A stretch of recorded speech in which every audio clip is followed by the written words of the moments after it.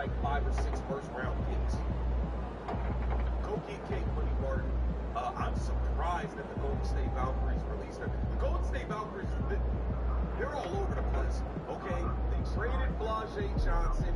Made no sense. Why would you trade Blasier Johnson when she fell down to at number 8? That didn't make sense. They traded Blasier.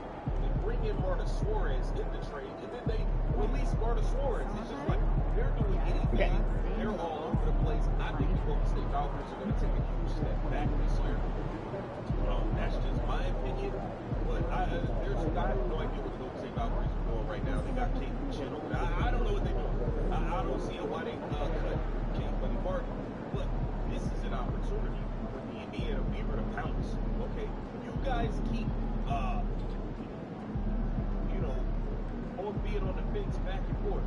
Chelsea Mitchell, Caitlin Clark. Chelsea Mitchell, Caitlin Clark. If it's Caitlin Clark's team, show me, goddamn. Show me it's Caitlin Clark's team. Like, go on and sign a Kate Martin for Caitlin Clark. How about that? How about that? Because as far as I'm concerned, it looks like y'all trying to build up a roster to win without Caitlin Clark. It looks like y'all build up a roster around Kelsey Mitchell, in my opinion. So, I don't want to hear anything. Go and sign Kate Money Martin. Kate Martin needs to be in Indiana Fever by tomorrow. Tomorrow, she needs to be in Indiana Fever. She needs to be sitting on the bench Saturday for the game, not in uniform yet. But Kate Martin needs to be in Indiana Fever by game 1. I think the Indiana Fever can make this move, and it's not just because of the relationship she has with Caitlin Clark. It is the fact that Kate Martin is a versatile player. She can defend her ass off, okay? She plays defense. She's a good role player. She can handle the ball. She can play a little bit of point for you.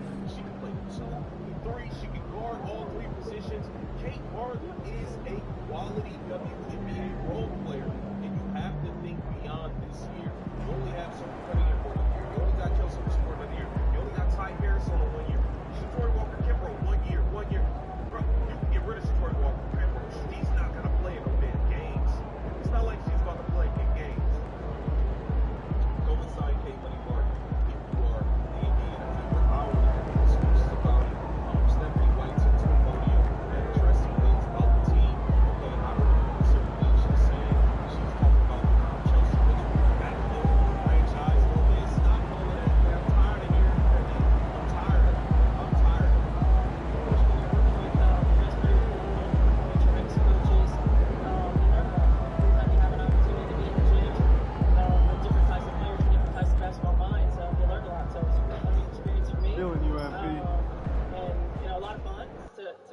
To work with these players and these coaches, and looking forward to continuing that journey. You obviously had to make 3 cuts yesterday. How difficult is it every year to make those cuts? How do you feel about it? Yeah, I mean, it's always hard. It's always hard because players are competing at such a high level, and it's what they want. It's their dream. And it's always really tough. But at the same time, it's the nature of the beast. I like the group that we have. We just got to continue to grow, continue to get better.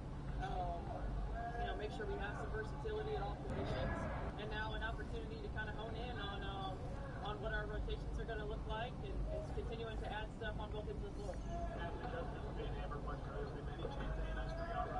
All set up. Ready to pick your theme for the second half of the season? Siempre listo. Let's do it. In the middle of practice. So I think part of it's that. A lot of it's that.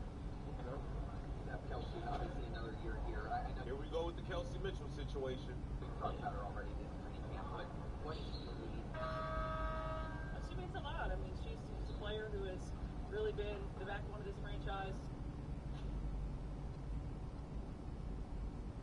The backbone of the franchise. Why? Because she was here losing year over year over year. What are you talking about? What are y'all talking about, man? I'm just tired of it, man. Kelsey Mitchell's a hell of a player. I like Kelsey. She's a bucket. She's a pure scorer. Great person. Really seems like a really sweet lady. But y'all have to stop. Y'all have to stop what you're doing. You guys are trying so hard and pushing so hard to make this whole thing about Kelsey. What's up, everybody? It's your boy, MP. Coming. Seriously. You guys have done this enough. Like, stop it, man. Just stop. It's too much, man. It's It's too much. For a long time. And she's Like those kicks, a MP. fast player looking at smaller hands. She's a tough matchup. She's a great compliment to what we have. Getting physical anyway. Every 3 seconds, she's focused. Shots for others. She creates those shots for others. She creates shots for herself. And you say she's a compliment. You guys don't use her as a complimentary player. You guys feature her. She's the main feature in the offense. You said it. So Money has come out and said it. Like she's the featured player in the offense. The offense is tailored and catered toward those positions. So you're not using her as a complimentary. You're using her as a weakness. And she's a pro. I mean, she's somebody that you don't have to worry about. She loves the game. She comes in, she competes and works at a high level every single day. When she leaves the gym, she's doing what she's supposed to be doing.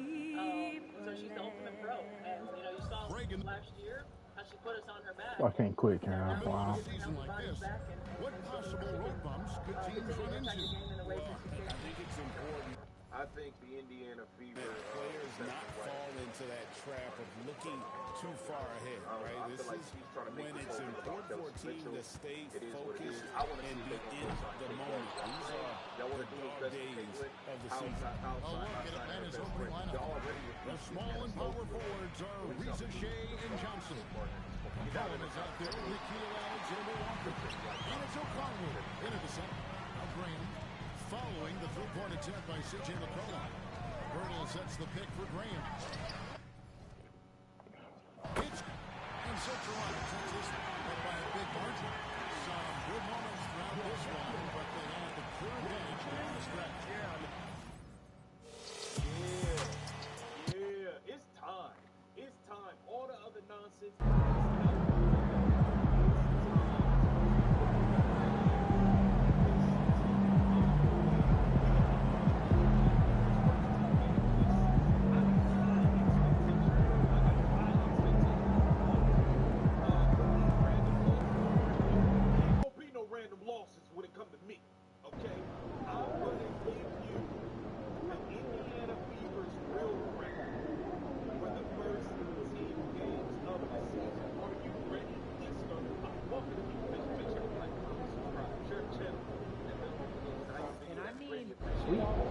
Good work, team. I'm just starting to question my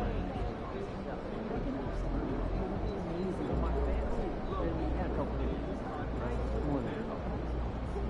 Sneakers too. That's all I got. You want to come bird watching? You do? No, I'm not a video game. I got the 100. Wait. I really enjoyed it, except for the really exciting ones. Okay, well, we're all going. Just watching the Hawks and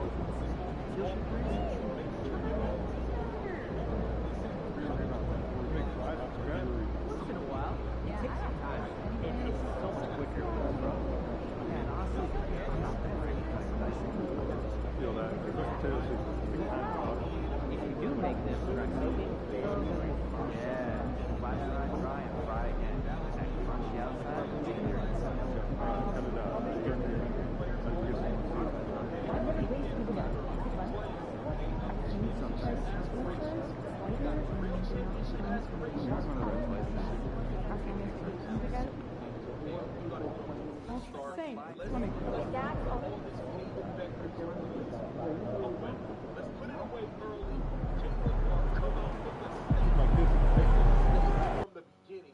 let's get the Dallas Wings out of here because they don't belong on the same floor. I got 1-0 after game one goes to Dallas Wings. Wednesday, May 13th, you got the law and Spark. I think this will be a good game. I believe Indiana Fever should come out on top of the Los Angeles Sparks. This is continuity. A lot of these teams are so good. It's going to take them a while to figure things out. Similar to how it took the Indiana Fever trying to figure things out with all the new players like Natasha, I want to be MVP Hourglass, and Dewana, and Javonner. Okay? It's going to take time for some of these teams to gel, chemistry, and all of that. I believe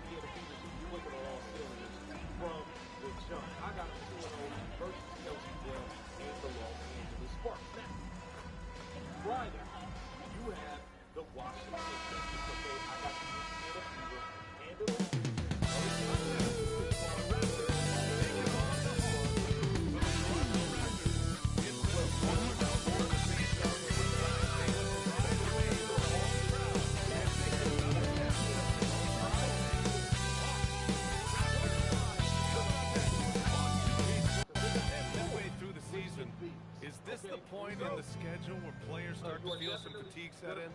Oh, yeah. The adrenaline of the beginning of the year has worn off at this point. Everybody is feeling it. This is when you're counting on that preseason conditioning to get you through the rigors of a very long season. Rest and recovery, most important thing this time of year. Those substitutes for those. Let's take a look at our starters for Atlanta. Alexander Walker and Risache fell out the perimeter. Johnson and Conway the duo. And it's McCollum at point guard. Well, I love the play call. Get Barnes in there as the screener, and Scotty really can do anything from that formation. Outside Risache. 4 on the clock. From outside the arc. Colonel grabs a miss. Here's Toronto with the ball. And now just over a minute played here in the first. Oh, shit. All right. Toronto passing it around. Graham against McCollum. What a vicious dunk by Barnes. Yeah, exceptional job. Barnes just diving towards the open area off the pick. I don't know if they'll win 6 games.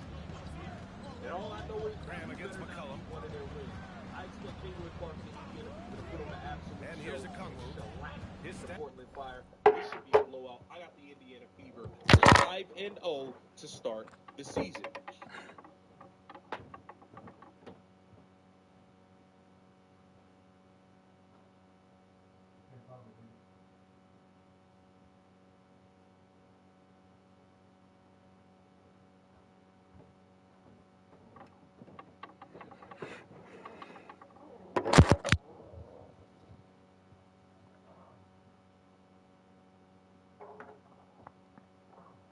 Right now, averaging 9 points a game.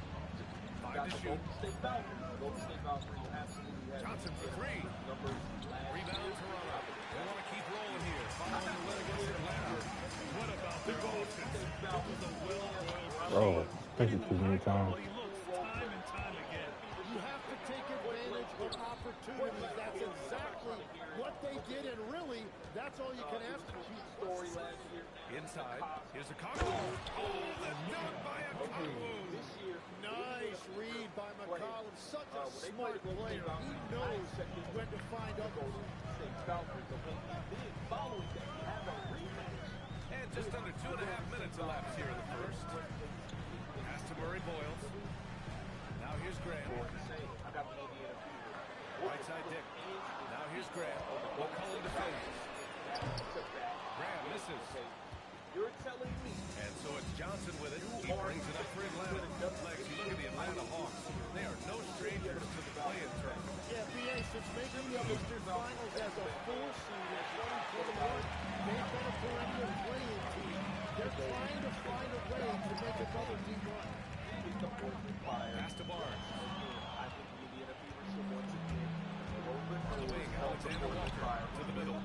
Here's McCollum. Okay. Offensive rebound. Outside Risache. 3, 4, 5. Here's a Conway. Oh, the dunk by a Conway. Oh my. What a display of effort. Okay, that's his bread and butter, right? Chasing down the boards. And he showed you great timing as well. Offensive rebound, one of his specialties. You got the Indiana Fever versus outside Barnes. Outside Graham. 6 to shoot. And again, Toronto, no good. Another game. Atlanta's gone 0 for 4 from deep to start this one. Pass to Risache. They won't test you on the inside. But let's not forget. And here's Johnson. Indiana Fever. Yeah, they got Picked up by Conway. The Hawks need to get one up here. It's stolen by Pirtle. They get back on track. And a two-handed jam. What a two-way play. Just tremendous. Yeah, the steal was slick. With a slam to top it off. What a great sequence. You gotta love the effort. That's big time. Pass to Conway. Golden State Falcons and what? Conway, a screen on Barnes. Out to McCollum.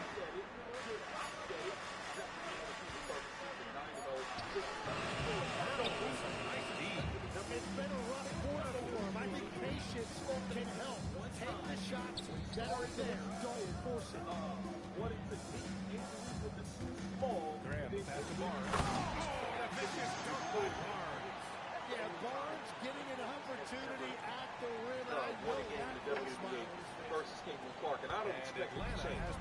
think Caitlin Clark is going to absolutely light up Ryan Howard and whoever else they want to bring to the party.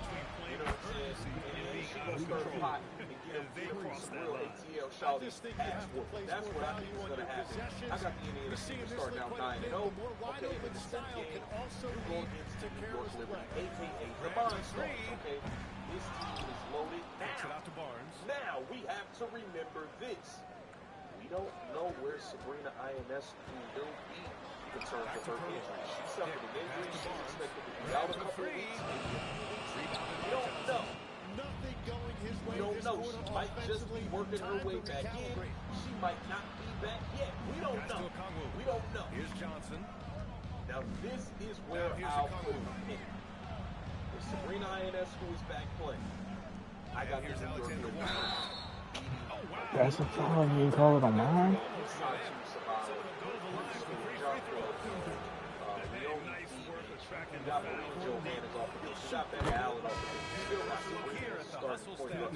This team is absolutely loaded.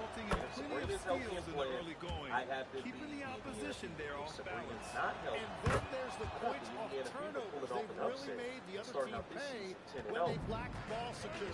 With the Rockets making a switch here. Quickly's checked in. I got the Indiana people starting off this season 9-0. Okay, and potentially 10-0. But if Sabrina Ionescu is back healthy for the New York Liberty, I have to lose. Let's the three fly. Pure three-point range. Barnes has got 9. And you do have to take Barnes seriously enough. He trusts his shot from there more and more. Out to McCullum. Fires the 3. And it's out of bounds to the Hawks as Atlanta retains possession.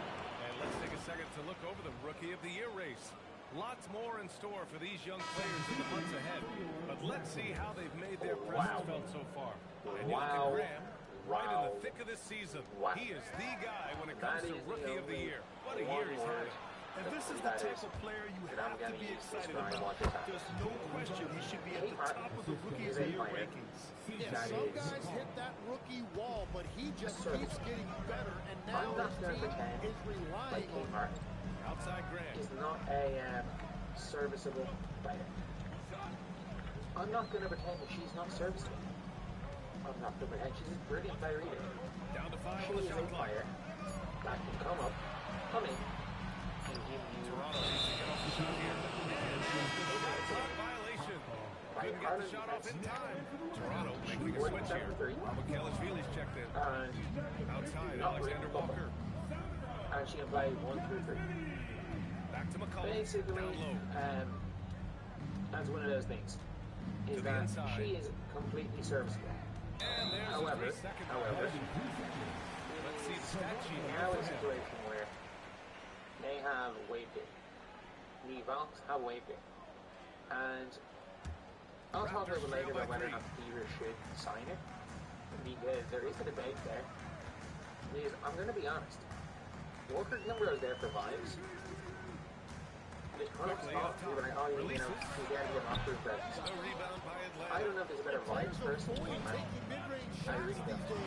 I really don't know if there's a better vibes person. Honestly, That's the shot you hope for. Right at the rim. Just couldn't capitalize. Because they currently employ Kate Check. They currently employ the worst factor point guard. Against Graham. Like, there's no reason why Caitlin Check should be on this team at big market. I'll put it out of the second. So, she had a good run. She's going to sit down. I'll get Marshall still to Iowa fans overrated or Hall of Fame. Aggressive and a determined finisher. Nice. It doesn't work both ways.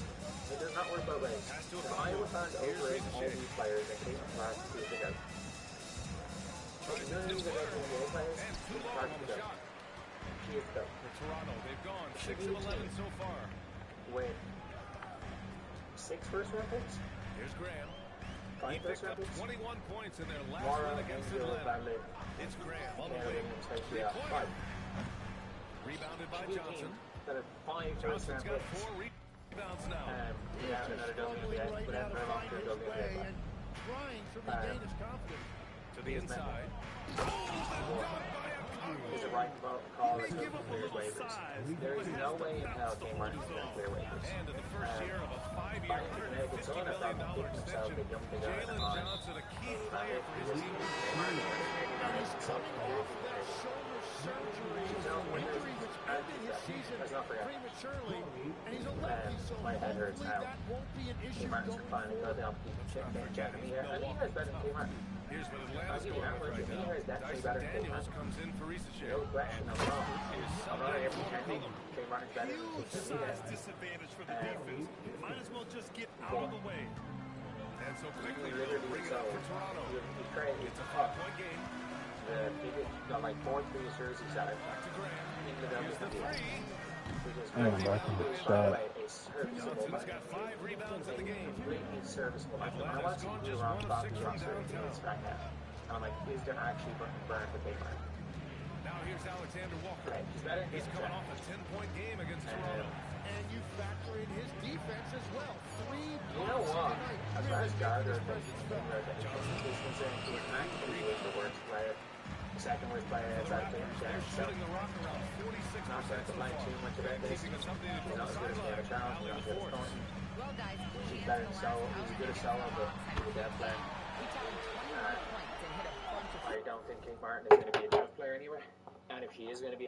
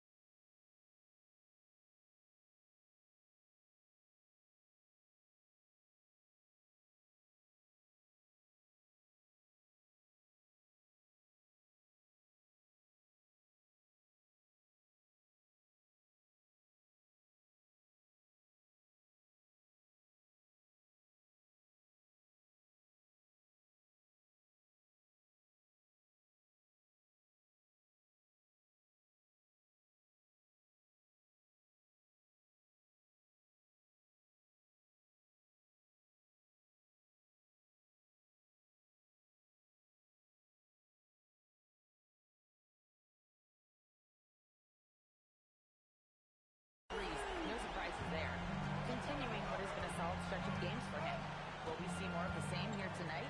We'll see. Back to you. Thanks, Howie. Impressive ability to carry his team to victory, Grant. Yeah, B.A., I was really impressed. They wouldn't have won the game if it wasn't for his attacking mindset and will to win. Well, he really lit it up. Maybe we'll see a repeat performance tonight. Grant for three. The rebound by Atlanta. Nothing from the field to speak of so far. Pretty rough shooting night, and now it's affecting the entire team. Alexander Walker, the pass to Daniels.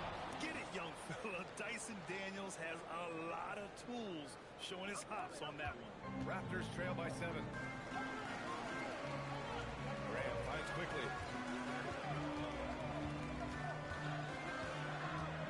Pass to Mobo. Now here's Grant. Inside. Mobo gets the bucket. Mobo's got a second basket. And you like the balance here. Not just falling in love with the three ball. Outside, Alexander Walker takes it inside, and the shot goes down. This is why they will go to him often. He's going to take and make shots. Launches a three. He hits it. What a buzzer. And just nails the three. Way to close the quarter. And with the clock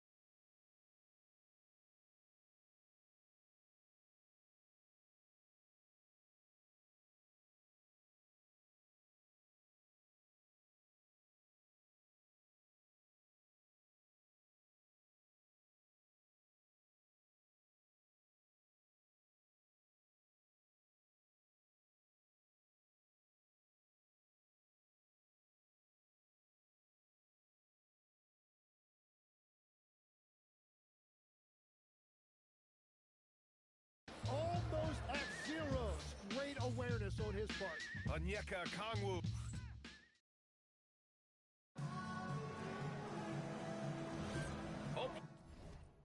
Player with the fever.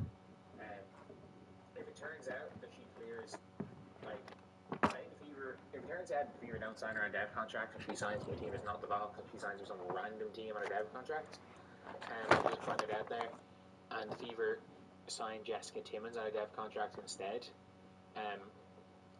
Like, my feelings on this front office are well known. They are old WNBA. They act like it is the WNBA from before. They only care about their relationships with players. They believe that relationships is the best way to sign free agents and not competent scouting. They don't scout competently at all. You've enjoyed the broadcast so far. They scouted one thing, which was the FIBA World Cup qualifiers, and they overpaid up to 50%. They overpaid a bench depth to be getting it started. Get the ball into the painted area. Yeah. And that's where their advantage is. Oh my God, this stuff is insane. I think a lot of Valks fans are going to be a little bit annoyed by that. Yeah, because Because out there again, with Barnes. Then there's Emmanuel quickly. I'm going to be real here. Murray Boyle in at the 5. That's the group for Toronto. This Kick Valks off the team second quarter. this Valks team has gone from the most popular to unpopular teams in the WNBA over the course of an offseason. Like, And it's good with time running down on the shot clock. what they did to Florida doing this, and putting Marta Suarez and not even giving Marta Suarez a dead spot. And the GM making the worst trade, one of the worst dumbest trades in history, coming out and saying, I'm not answering questions, I'm tired. And then she comes out and says, I did it for cap flexibility, and why'd you put Marta Suarez? Oh, we didn't really understand the new CBA. Which is why we put her. So they wanted to sign her to a dev contract, didn't understand the CBA, and they're having to put her into the team. She chose to go somewhere else, so they missed out on her on a dev contract. They literally weren't signing her on a dev contract and didn't realise, didn't know what a dev contract was. They were one of the most hated teams. LeBron James, Steph Curry, and Kevin Durant. But of course, nothing emotionally, didn't think she was going to cut, she was on the line, but God just nothing to say. I'll throw in the Joker in there as I'm well. going to be real here. Jakob Pertl, he's Like, checking for Toronto. I do personally Gets it to go. That makes him 2 for 3 in this game. significantly better shooting than she's bigger, she's stronger, she shoots the ball better, she doesn't run the show better, but like Caitlin Chen actually has, like, I don't know how many minutes can Chen gonna play. You see that? You see that? I don't know why he's doing that. She's a offense initiator, and she's a pick and roll ball handler. That's kind of what Yazika is. So yeah, this is a shock. And I'll discuss whether or not Kate Martin could be a good fit for the Fever. And to be completely real, I do think it could not really be summed up by saying by what Sean was saying that she's better than Walker Kimbrough because she is better than Walker Kimbrough and she's friends with Kate Martin. I can't believe I'm saying this, where it's like, I'm not going to suggest signing her because she's friends with Kate, but still better than Walker Kimbrough. So yeah, that is pretty much it. There are a lot of teams that could do with a Kate Martin. Here's good old Phoenix Mercury have a roster spot right there for Kate Martin. The Aces, you know, the fucking Aces might fuck about and get her back, you know? Like, you never know. You just never know what teams are going to do. And I'd be shocked if she's not roster this year. 3 minutes gone by. The three from Barnes. And again, no good by Toronto. Atlanta leading by 6. Kispert, the pass to Vincent. Back to Kispert. Pass to Vincent. So, Nafisa Collier is a player that is currently playing for the Minnesota Lynx. And if you guys don't know, Minnesota Lynx are in a bit of a weird spot this year where Fee has not committed long term at all. She has not committed. She has basically signed a 1-year deal. And there are rumors that she is not the biggest fan of the Minnesota Lynx organization and is absolutely open to leaving. Again, I don't know how true these are. Those rumors are, but there are rumors that she is absolutely okay with leaving the Minnesota Lynx. That being said, things can change. Like if the Minnesota Lynx suddenly flip things on their head and become an elite franchise, obviously things then massively change. that being said, we have now got a situation where Nafisa Collier is on a 1-year deal, and the likelihood of her being a free agent next year, or at least testing free agency, is high. Let's take a listen to what she said about signing a 1-year deal.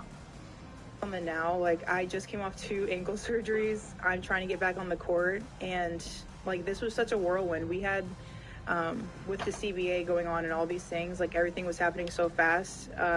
I just wanted to be able to focus on getting on the court with my team this year and winning a championship.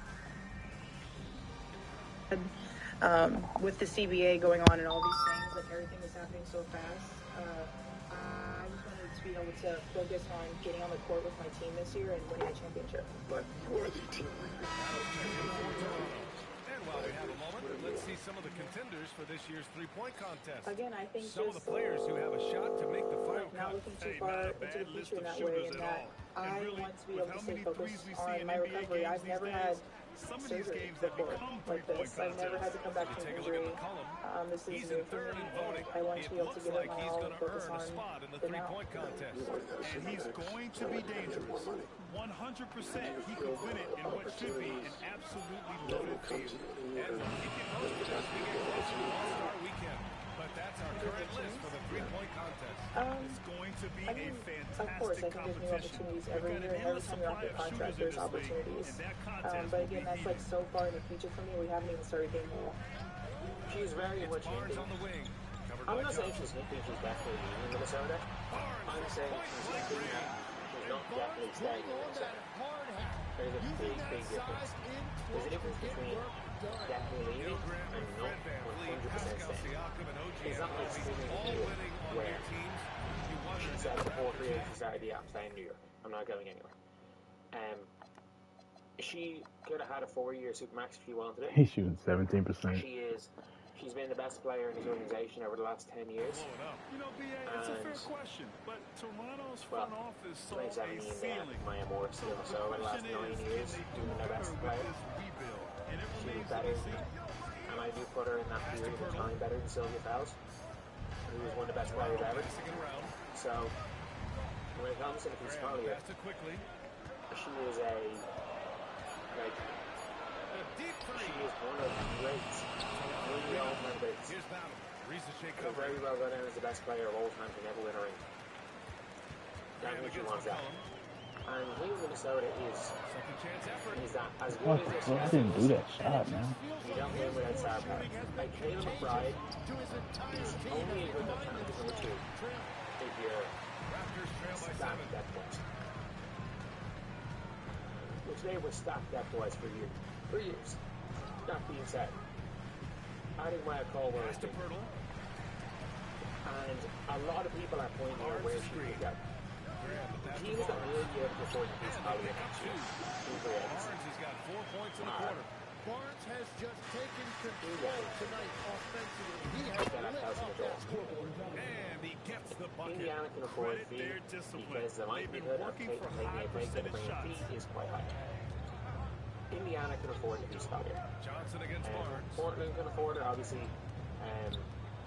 Toronto can.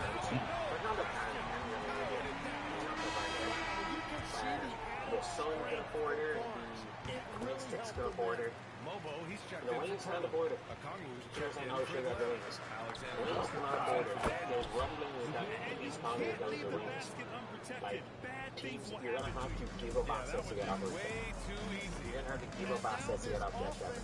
Like, the Wings have 2 really bad contracts on their team in Arika and Jeff Shepard, and one not great contract on their team in Alana Smith. Their biggest lead And of the they're game both is tied down 9. for multiple years. They'll be playing host to New So Orleans it's going to for be their really next difficult and that's a 1-game homestand for the club.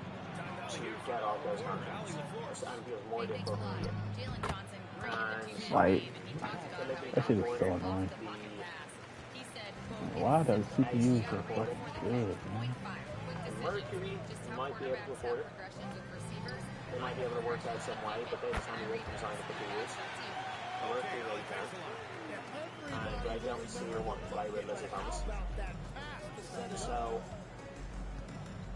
Fever might be a thing. Fever 2027 Oh, that might was be a thing. stupid. And obviously this is a player that when it comes to Indiana Fever, ironically, I think what the bullshit the Fever are doing right now, by like basically guaranteeing a bunch of spots to watch bets, is constantly a reason why people want from Indiana. Because I'm being real. Maya Caldwell is as good as Lexi Hall. She's as good as Lexi Hall.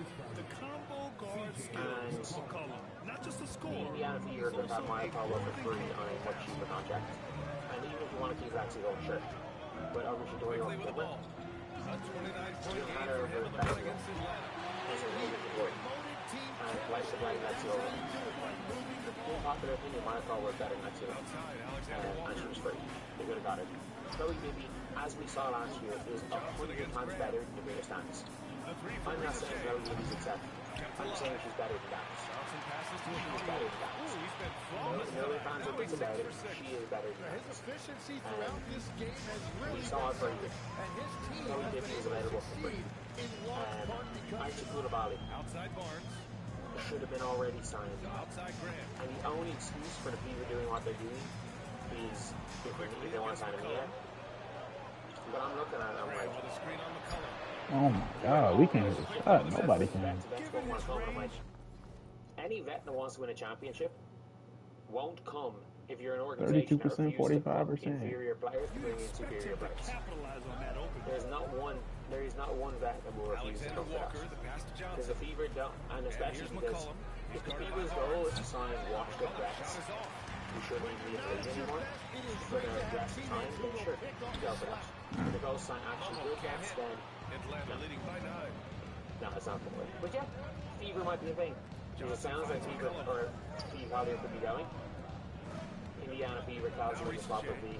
She is going Minnesota. And again, I've heard from podcasts, I wish I had the podcast, but it was like a borderline official WNBA podcast that said that she is basically not happy with Minnesota and she's gone no matter what next year, so depends on where. And right now, the likelihood is that a team that is competing for a title and will have the cap space to sign her is the Indiana Fever. And I'm sorry, a like-for-like swap, salary-wise, of Fee for Kelsey Mitchell, you make that trade 100 times out of 100. Fee is arguably the best player in the world at one of the most important positions. Fee, Aaliyah Boston, Caitlin Clark, Raven Johnson, and Lexi Hall. Or you find some way of upgrading on Lexi Hall, because there's a lot of upgrades on Lexi Hall. It will be cheaper. And you got Mo Billings off the bench. That's a good team. That's genuinely a good team.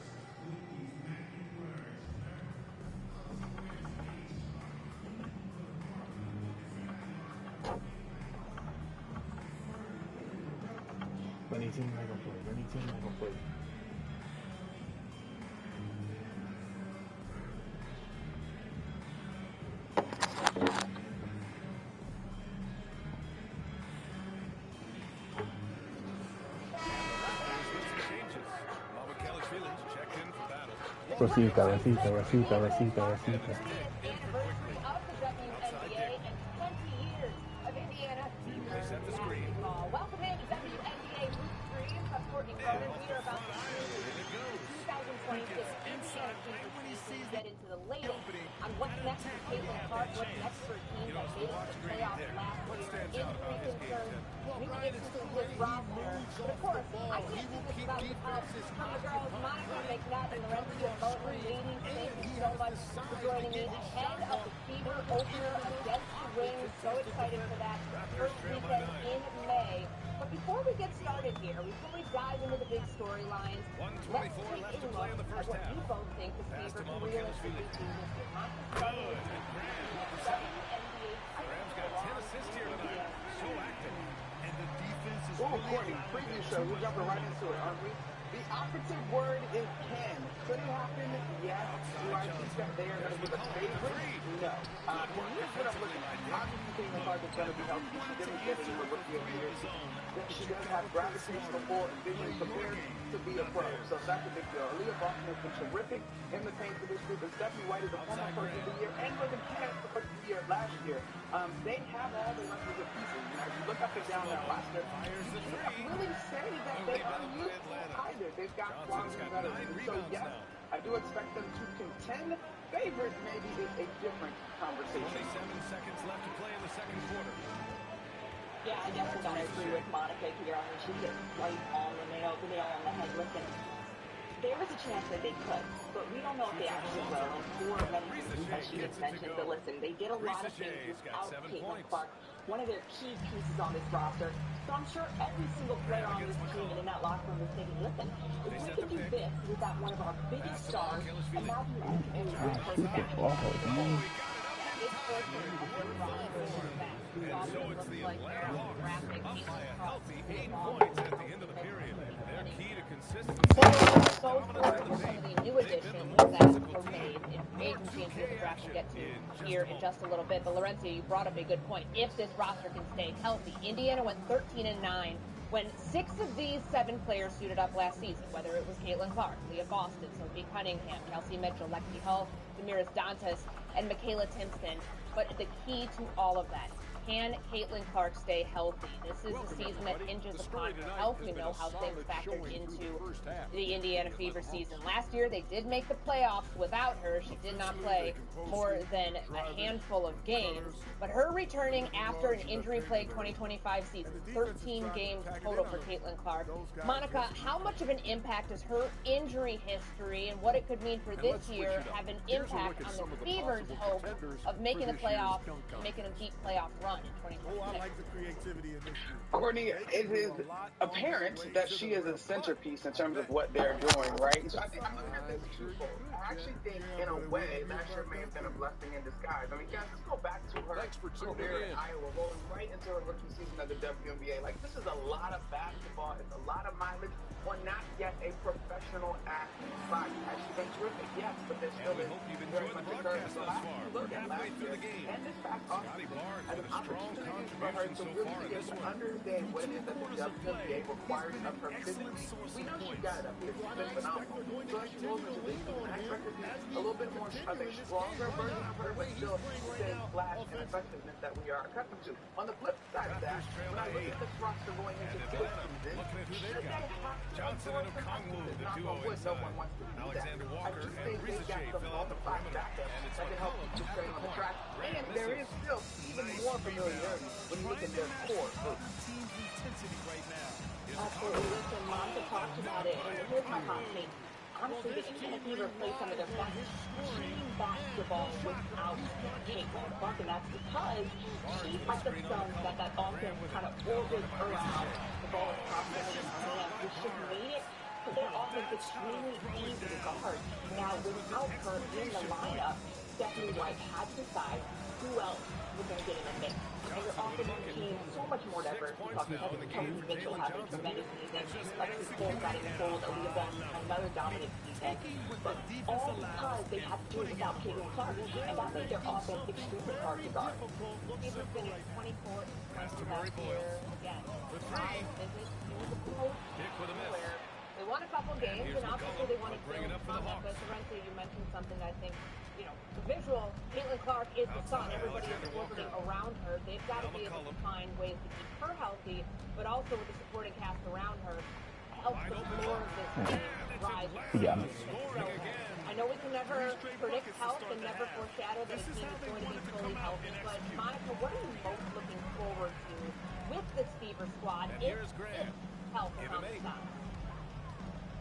Stephanie White is one of the best coaches in this league. I mean, she was a former player in the league. She's been for quite some time with the Connecticut Sun. Like, she literally is a former coach of the year. I'm excited to see how it all works together. I think Lorenzo is onto something.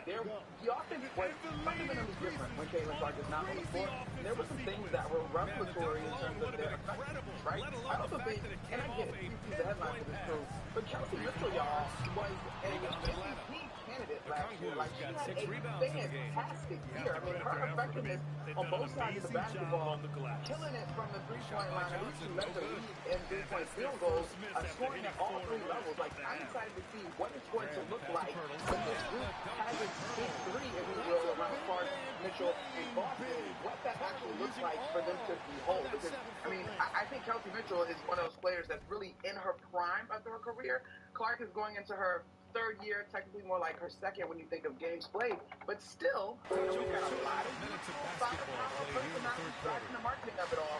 But this still tends to be a league that's led by your core veterans, sort of that 5-6 year mark and up. Here's Risa Shea. Absolutely. You know, you had a great question, Monica, about what excites her the most. And for me, I just think that seeing this team actually play freely, something that a lot of people don't talk about, and I think it's like a player that Still got stuff on that screen, one right? of your stars. There's a mental weight that goes on with feeling like you're in a deficit. Even if you actually aren't, you just feel like you are. So finally, this team can walk into a season, everyone healthy, knock on wood, it stays that way, and they go into it feeling whole, instead of feeling like they're in a bit of a loss. That mental weight, pretty obvious call by the officials.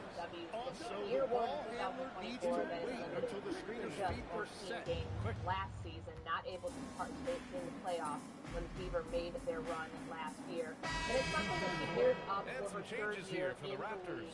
Weighs on her, and his responsibility and ownership she put on herself to stay healthy, but it won't just be getting ready for the Hawks. Landale's checked in for a Conway. Newell comes in for Johnson. Daniels checked It in is for exhausting bringing the whole 94 feet of pressure every single time. So we certainly need to find somebody that can handle the ball a little bit and give me a little bit of a break. And I think Raven and Ty and even other people through camp tours done a great job. And Kels does a little bit.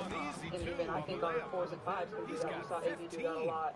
Last year when we were really in trouble injury-wise. So I think there's a lot of different things that can give us a lot of different looks and make it harder to guard. The addition of Raven Johnson, star from South Carolina, Lorencia, the 10th overall pick. She brought in a depth this year. She has a very important role to be able to spell Caitlin Clark in some of those moments when Caitlin's talking about taking the ball up the court. It's not just going to be on her to do that. So how does the addition of Raven Johnson help alleviate some of that pressure off of Caitlin Clark? Well, you know, when you really think about what Caitlin Clark was asked to do last season, bring the ball up to the floor, 94 feet, fight through full court pressure, then run the offense, then be the primary scorer every single possession. That's just an unsustainable workload for an entire season. So having Raven Johnson in this equation changes it tremendously. She is a defense-first point guard, so she helps the team on the defensive end as well tremendously. But just alleviating some of the pressure from Caitlin Clark is the issue for this Fever team. And for the Raptors, they're shooting only 38% from the floor. It just adds more ways to play, right? And in that sound, Ty Harris, I think is someone maybe folks are not as familiar with, but she's a veteran in this league, spent time with Stephanie White in Connecticut. There's a real bond there in terms of the coach and player relationship. I think to me, the more looks you can get anything, especially by the time you start getting into the series, right? The more looks you can get anything, the better. And so maybe there'll be an opportunity for me to be off the ball some this year. I think Raven Johnson, and I think you mentioned it, Lorencia, but her poise already to she's built to be a defender. Is there still going to be a curve as a rookie? Yes, but she's built to be able to hold it down on both sides of the floor so that she's not a weak spot on the defensive end. So, yeah, she is a caliber point guard in my mind. The thing that I also really like about Johnson in this system is Indiana was one of the faster teams in the league last year. Like, they looked terrific, running inbound that ball quickly and not allow pressure to set up. I love to see this kind of communication and connection with your teammates leading to the perfect pass. Or she has a great handle and feel for the game in terms of when things need to be brought down and not too far to the So I'm really excited to see what she brings to the next level. And as we head into the fourth, we'll see if there's a comeback in the works, or if it's more of the same for the first 3 quarters. Barnes is the 4 with Hurdle in the middle. Then it's Walter, then it's Emmanuel quickly, and it's Graham in at the 2. So that's the 5 in the game for Toronto. On the same team, and we get to see the noise that they make this season. Graham with and it quickly outside. The CBA, the historic 7-year agreement that was many of the WNBA and the Players offenses. has Any need to help dominated out the headlines. defense? You know, I think the rules are fine, BA. It's just about allowing defenders to do their job and limiting cheap foul calls so they can stay on the floor. Setting each other up beautifully, I love it. How much 8 they of have their last 10 invested points in coming Aaliyah off Fox assists. offered her pass to deal Barnes. in WNBA history. And one of these rules on here We played just over a minute here in the fourth. Boston signing Aaliyah Fox Nobody can make a shot. Right now, they're plus 8 in the rebounding category.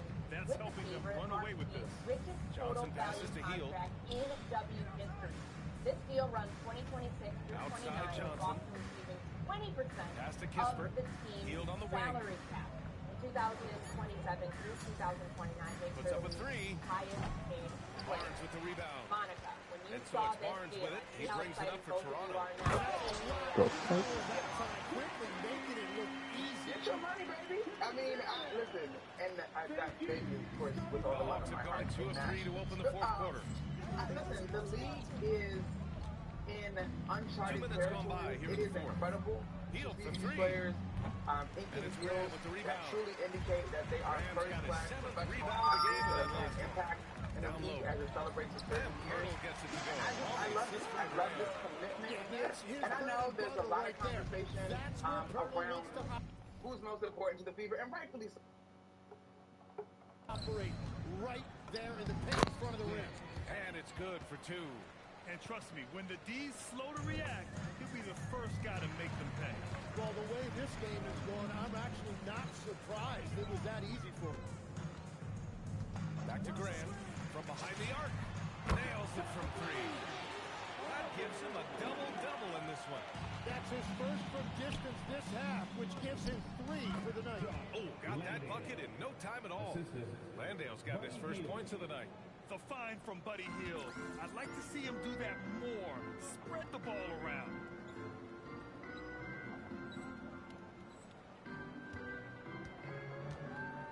Pass to Graham. Back to Quickly. Well, some lament the death of the mid-range jumper in today's game.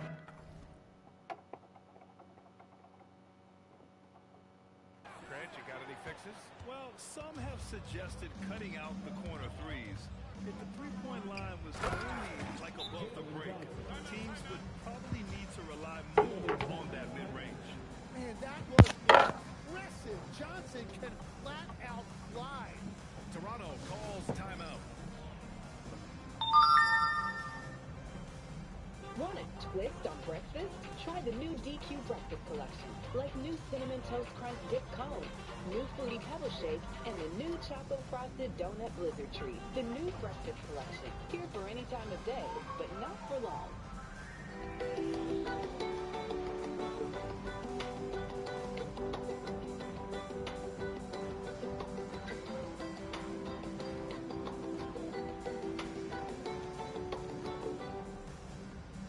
Yeah, with my shit. So yeah, we're gonna be doing that. That's gonna be live at 2:30 my time, so in about an hour and a half. I'm gonna do my half an hour, and then me and Z are gonna talk back and forth for an hour, talk about markets, talk about the first show, and then we'll get Miz on. It'll be a great show. A lot of you guys really liked episode 1. I love doing it. Yeah, that being said, some clips went viral of me in this midstream, and as you would expect, let me find out. How do I share my screen? Right here, okay. Substitution here for Toronto. And I just Jackson want to Davis show you guys checked in for Pirtle. this being like a Baba perfect Kelishvili prime comes example in of how for shit Scotty just Barnes. spirals out of Battles control checked in for for me. Graham. Shed comes in for Quickly. And the Hawks making a change So here this as is well. obviously at Mrs. House. Kongwu's checked in for Yoxic, Landale. love Yoxic. Close to the street. FaZe Banks was uncomfortable after Miskip seemingly sent shots at your rage for screaming with Yana, a 19-year-old. Here for the Raptors. Mobo, he's checked in for Jackson Davis. And Graham subbed in for Shed. Atlanta also making some changes. Landale's checked in for Kongwu. Noel comes in for Johnson. Hield passes to Daniel. They set the pick. Kispert on the wing. 4-3. Tries again. And he lays it up and in. And their physical dominance has been on display. A 10-rebound advantage is a good indicator of how this game is going. Look weird in this way because I'm on a fucking live stream. Pass to Walter. And jokes are being made about 19-year-old girls. But like I said, I can't Back to Graham. The three. Motherfuckers.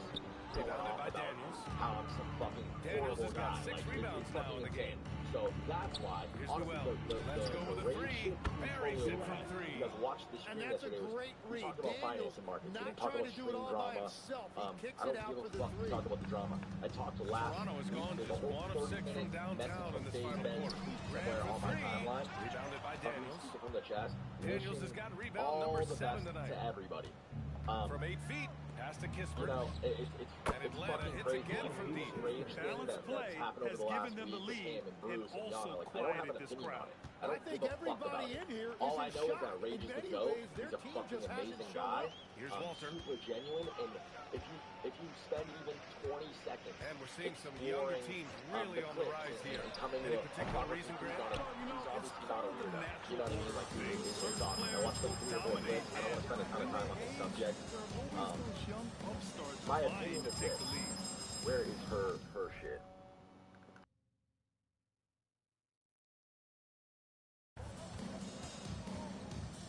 Daniels outside. Clock at 6. Here's Hield. Rebound Toronto. Now Graham. And you can count it. He'll go to the line with a chance at a three-point play. Yeah, I love that. He comes off the pick and takes it right to the hole. All right, guys, what do you think so far about the offensive approach for the Hawks? Yeah, they were so aggressive from the start, getting the ball into the painted area. Now, they stuck to their game plan, and it paid off. And something else I've liked has been their ball movement. Always finding the open guy with a better look. That is team basketball. Graham against Hield. Over Graham. And it's Hield missing. The Raptors shooting around 42% as we continue play in the fourth quarter. Pass to Mamukelashvili. Beyond the arc. The rebound by Atlanta. Daniels has got his 8th rebound here tonight. And as NBA franchise values continue to skyrocket, it's pretty amazing to see, isn't it, Legs? It really is. And even if you're LeBron James, who has said he may want to own a team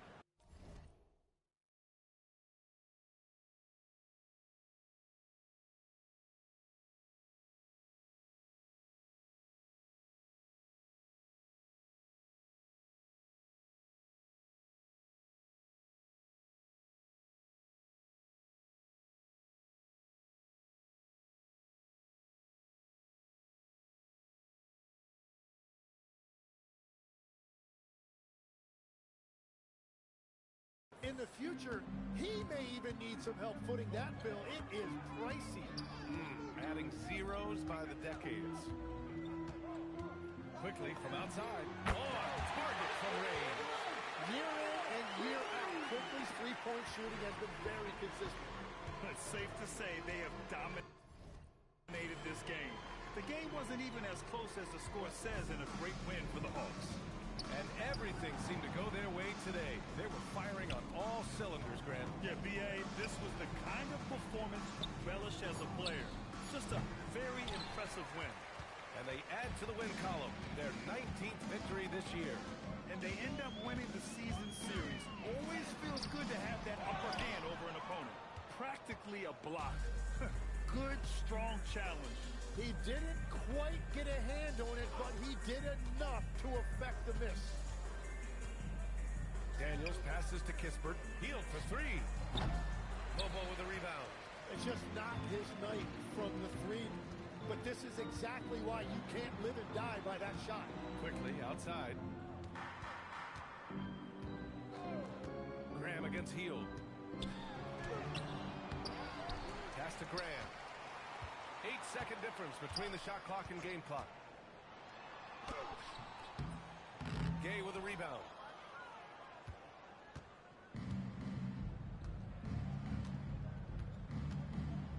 Outside Hield. And so it's Atlanta easily grabbing this one. This one wasn't even close. The hometown crowd was waiting for a miracle that never came. Yeah, this team was consistent throughout. They met every challenge, and they earned this dub. Well, folks, that's going to do it for now. With Tim Legler, Allie LaForce, and Grant Hill, this is Brian Anderson. As always, we appreciate you tuning in tonight. And we'll see you next time.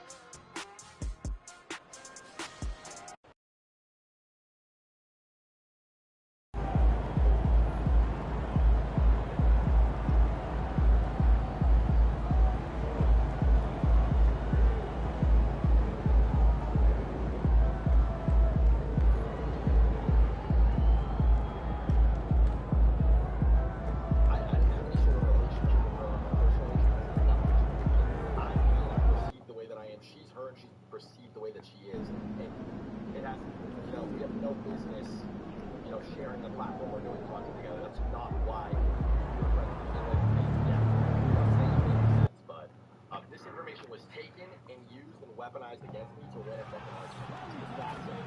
Like, against her wishes, against what she would want. She doesn't want me now, obviously. Like, this fucking girl, you know, suffers from the same shit. She gets fucking farmed endlessly. It's crazy because Coach Hill just happened 2 weeks ago. And all the timeline was pictures of fucking Greg, I hope you're ready. We're going to be cranking our heads back and forth, watching these teams race up and down the floor all game sexualizing her all over my timeline. It's just like of an exciting post with fucking 40 million views on them and the replies just I feel like I'm a fucking clown. It's crazy. So let's take a look at the Toronto Raptors starting It all just feels like this They've weird got sick game. Cool Hands is out there with Dick. Then there's Scotty Barnes. And I like try not to give it off season and talk about it because it's so fucking ridiculous and silly, but it's like to what point? At some point you just gotta be like, bro, you guys are fucking retarded and you need to use your like the logical part of your brain and come to a real life conclusion. Like it's rebounded by Scotty Barnes. You're in the trenches. Here's Graham. First quarter of play, like, 1 minute play. You know, Barnes. The basket is good off the fucking, I don't know, market share of this like social media streamer shit. Like my streamer needs to be the biggest and let's fucking cancel or like I don't know. It's weird. It's like cancel culture, fucking 2.0, V2. It's like not as like blatant and direct. Barnes has got his second basket. How about that physical finish from Scotty Barnes? He uses his body to get separation. And somebody just said V-botting. I don't know how many fucking views are in here. I don't give a fuck. Miller's surveying the floor. I would never V-bot in my life. I could give a fuck less, to be honest. There could be 100 people in here. There could be 100,000. I do not give a fuck. Right now, let's take a second to catch up with Allen LaForce on the sideline. Like that. I saw a kid spoke with Charles Lee. One player he is worried about in particular is Scotty Barnes. Jack versus the number. Guys, I need a $70,000 production. There he is. You need a stop or a big rebound. Talked about how I was going to address the base shit, talk about the base shit, which we'll get into also. But that thing got fucking 8 million views, and obviously the talk about base members, why they left base, the role I had to play isn't interesting enough subject to probably draw in a crowd, right? So yeah, I think it's like 60,000 into it, or it's not into it, a week ago. I don't understand how that's like unfathomable to people, or how you can look at that number. It was more than I thought that was there, but it's not like fucking, and for a look at how the competition stacks up right now. It's not unrealistic. Here's the latest edition of the Power Rankings. They tell a great story. You look at the Pacers, they're gaining on some of the teams above them, trying hard to crack into that top five. I just want to move on, get stuck back into this shit and get it, like, get it. As long as it works, like, as long as it go viral, as long as it gets views, as long as we're getting paid. You see him? You see him? Yeah, that's just what it's going to be. I love Scotty Barnes, though. I want to put my best foot forward and anybody watching this right now, like, if we really are truly on a mission with this show, I've never worked this hard, by the way, on content in my life. the amount of prep that I do for each one of these shows, the amount of time and effort that's been put into the production, this set, the team, like, the brand and everything. Like, I put so much energy into this because I think it matters, and I desperately want to, like, contribute in a positive, meaningful way to, like, streaming, and I want to have my own platform again. I want to have my own ability to speak the way that I'm doing now, which is why I'm talking about this shit, because it's like, why the fuck not? Like, this is the whole point, right? Like, this is really not gonna address this shit or talk about it at the forefront of your mind. I can't pretend that it's not happening. And we know he's capable of those memorable ones. Again, hopefully I'm making sense. I want to say all this in the pre-show because I want this show to be really, really positive. And, yeah. What's the chat saying? Did you guys put it back in emote only? Oh, no, it's not. I'm seeing Dave Drive. Like that. Yo, Jakob. Once he got to the 10, I think he was surprised to find himself that wide open. I think defensively, that is not the way you want while to we're on start the giving drop up high percentage looks. That doesn't typically end well. What else? Now here's Barnes. He has 6. Pass to Graham. That's a big one that people have tried to drag. I mean, also, too, like, while we're at it, like, this is going to be the first and last time that I speak about this voice again. We have 14 minutes, but I just want to say it. I want to state it on the record. I have never scammed anybody in my entire life. Never. I was involved in some sort of crypto scam at the very beginning of me entering crypto. There was a project called Bank Social. I was investigated by the SEC about this. They combed through every single one of my wallets, every transaction I've ever made in crypto for fucking a year and a half, okay? And then I got sent a letter, the investigation was dropped, they came to the conclusion that I had no knowledge of what was going on with Bank Social, I didn't get charged with anything, I didn't get fined. Trust me, fuck ton of money to me, it was so I'm talking for any of the finances that I'm working right now. I was being asked questions along the lines of like, well, we talk about CryptoPunks a lot, you know, CryptoPunks. How much do they pay? Against Graham. And here's Barnes for 3. How much? Like Marvelous? How much is Marvelous paying? How much is CryptoPunks paying? You guys think CryptoPunks is paying for most? You guys think CryptoPunks is giving you these?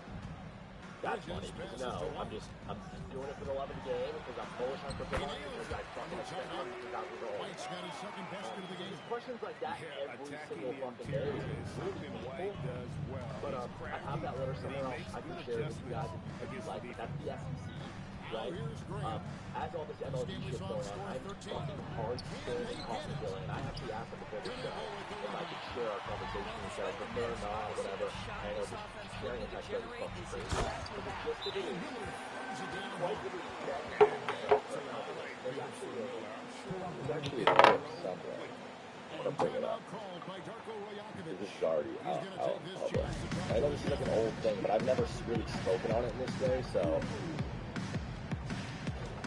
You guys remember this? Obviously. You should do a call with Coffeezilla because there's. Wait, time out. You don't think I'd try? I would fucking love to. I would love for Coffeezilla to do a deep dive into the whole MLG thing. Who's the other? Sorry, Ricky. Who's the other guy? You said the other guy, not Coffee. Have you reached out to him? I asked both of them. I talked to both of them and they're like, bruh. And I just showed these DMs too. I'm glad that the chat brought this up. Yeah. It's a nothing burger. The thing wasn't a scam. July 28th, 29th. I actually, in my text with Coffee, I really start hard spamming this fool on July 28th. So a day before this clip happened, and this is obviously a long time ago. This is almost a fucking full year ago at this point, which is so fucking crazy. Oh, that's so unfortunate and annoying. And the Raptors also making a change. Wesley's checked in. I'll give you my laptops, my ledgers. You can come fly out to LA. I will fucking pay for this shit. I'll produce a documentary around it. I'll give you all the fucking to the right side in the world. And stolen by James. People will watch this to the inside. Here's Bridges. And Barnes sends it back. Fucking random person. The point I'm trying to make is, if I'm out here fucking scamming people, Coffeezilla, like that's a fucking filet mignon. The inbound.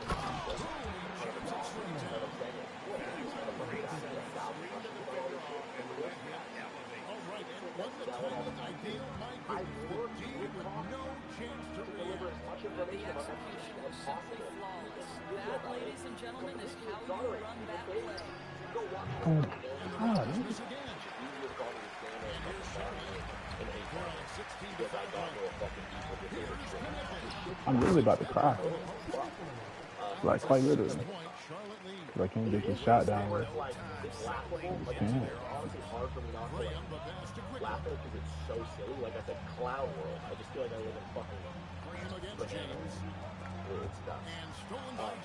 Oh my I'm not god, going to bro. share the conversation, but I will just say the conversation pretty much ends with, and I don't want to fucking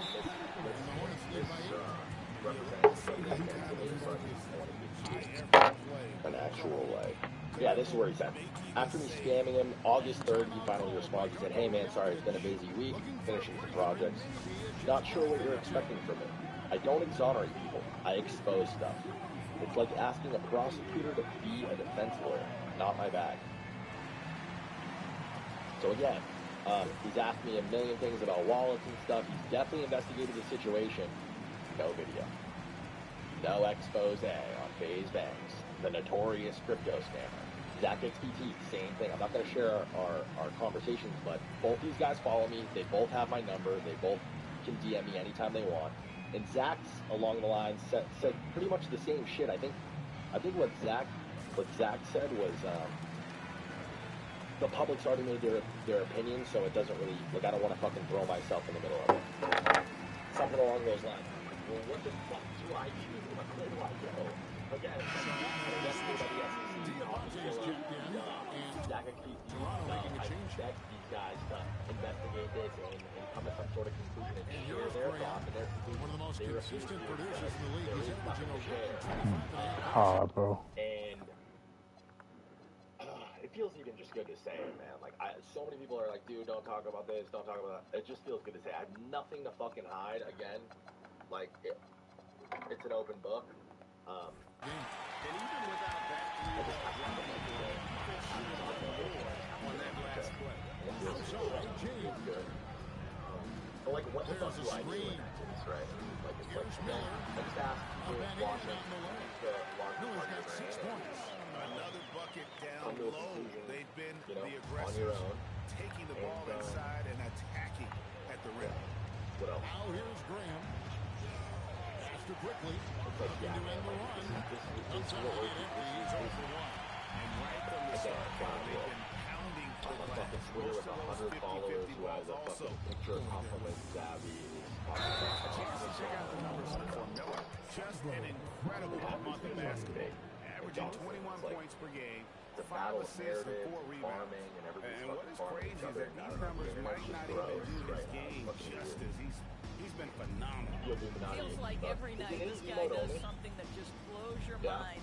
So fun to watch. Someone the other players look up to. We have 7 minutes. Here's Knipple. And the shot goes in. And now it's a 12-point Charlotte lead.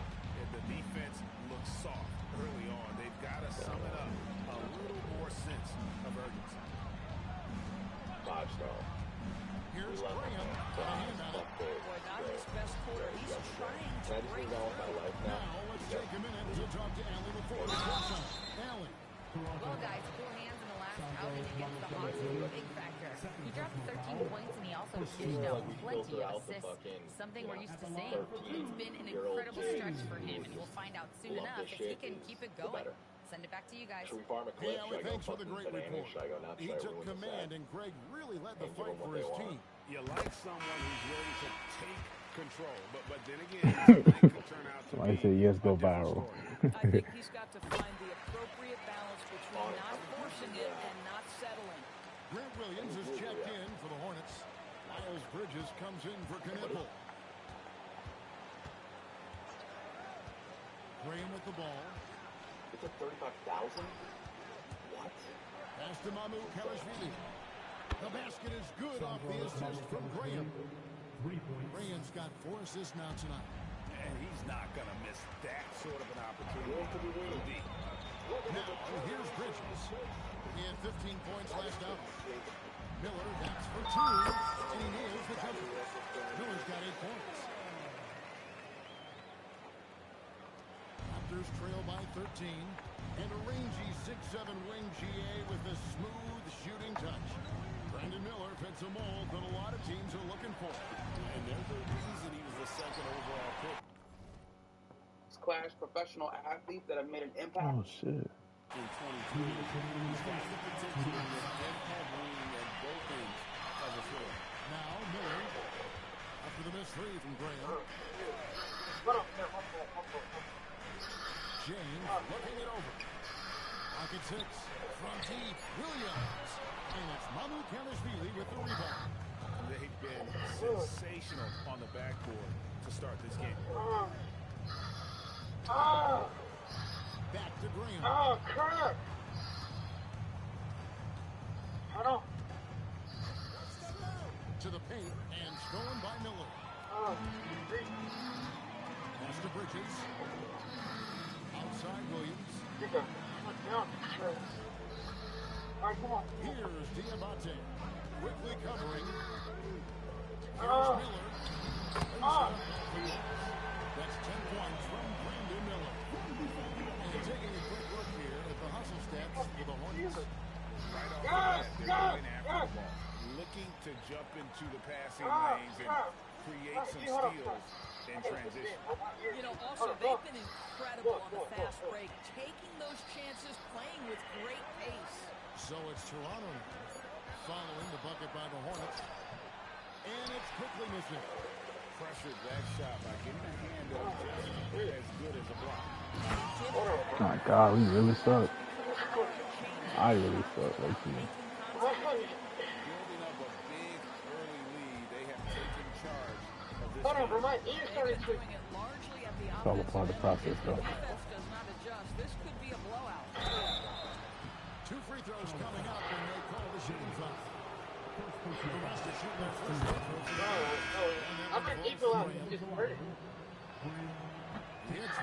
They better not let me get into them playoffs, though. Tell you that. At some point, you start to think about getting others involved. It has been a struggle. And he gets it to go. I'm good. And what a way to start this game, dominating at both ends.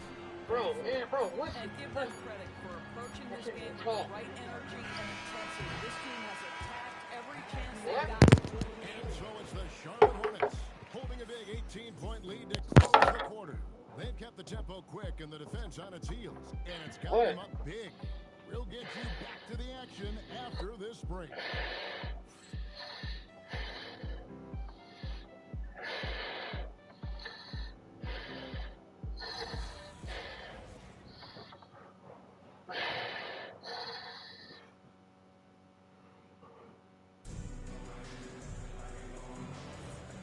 So far through one quarter, it's been a lopsided game. We'll see if that changes here in a second. And a comfortable margin for the Hornets here, guys. Well, they use the fast break to generate some easy buckets before the get set. And we know every team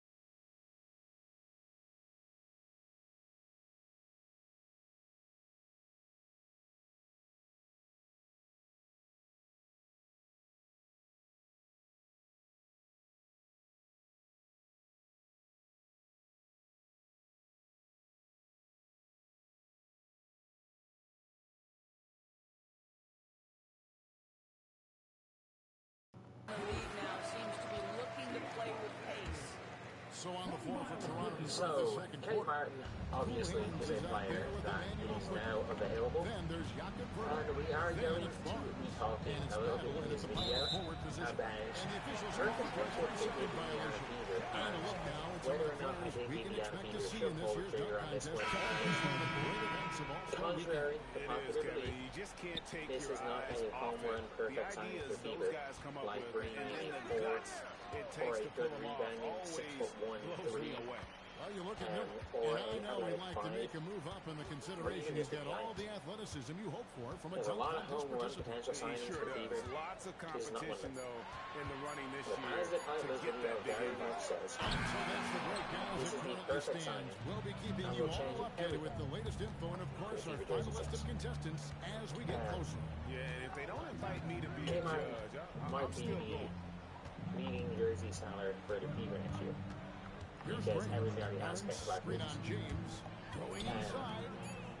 Kate Martin Three from quickly. as a props player grabs the board. is realistically, Rebounding has been off the chart. she That is is tough a defense, exactly how you want to play like it. she is a better option than Shadori Basket made Rocket. just his I'm second gonna be this honest here. contest. He's 2 for 7 now. Plays, Yeah, nice not job as there. as Just hard very as Jordan, lackluster defense. but she kind of she has been a better role player. She's already very good in Washington. And again, look, I'm not going to pretend that I watched the whole bunch of pre-2024 Shadori Walker Kimber. But in Washington, I liked her as a spark plug scorer. I was pretty good in that role. Fever definitely need a spark plug scorer. The Fever need a serviceable end of the bench player. And by serviceable, I mean you can sub her in from a point guard at 2, at 3, and she will survive. She survived in Vegas. She survived in Golden State. And we got this stage where it was like, the Golden State rosters, that was easier for Dave Andrews. Instead of bringing in, say, a bench player, a lot of situations. Instead of bringing in a bench player, where, well, a couple of situations anyway. She started at the end of last year. Where, for example, like it's a kind of tough one to integrate a player in stat lineup who's been playing through bench minutes. And she was kind of like a couple of minutes a game started at max. So, like, she started 16 in Vancouver, she started 2 games for Vegas. And again, Vegas put her in as a starter. She is not a great scorer. She can hit wide open jumpers. That's kind of what you need from Vancouver. She can hit wide open jumpers. And quickly for the three. That's good off the assist from Graham. Graham's got 6 assists here tonight. And a timeout called by Charles Lee. He's going to have a discussion on the sideline. DB, what would you say is the biggest difference between the regular season and the playoffs? The level of intensity goes to a level that is so different than the regular season. Kevin, I say it all the time. If you walk into an NBA arena in the playoffs, the tension is so palpable, you could almost reach out and touch it. Who's checked in for the Hornets? White comes in for Trey Mann. Dix checked in for Toronto. And White kicks to Williams. Bridges deciding where to go with it. Pass to Miller. 6 to shoot. The Hornets need to get a shot off here. Here's Williams. And the Hornets miss again. Well, that's surprising. This guy is a good mid-range shooter, just can't get it to go. Graham, the pass to Barnes. And the dunk by Barnes. You know this about Scotty Barnes. This guy is an exceptional athlete. That is above the rim. Outside, White. And he caught that pass in full stride on his way to the big slam. Now flying high and throwing it down with the one hand. One of his favorite moves right there, guys. Back to Graham. And again, it's Toronto converting. A tough start scoring the basketball, but they're starting to turn it around now. Miller outside.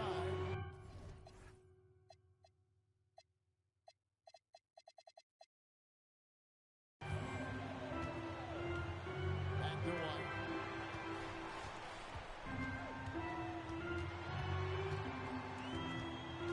Miller outside.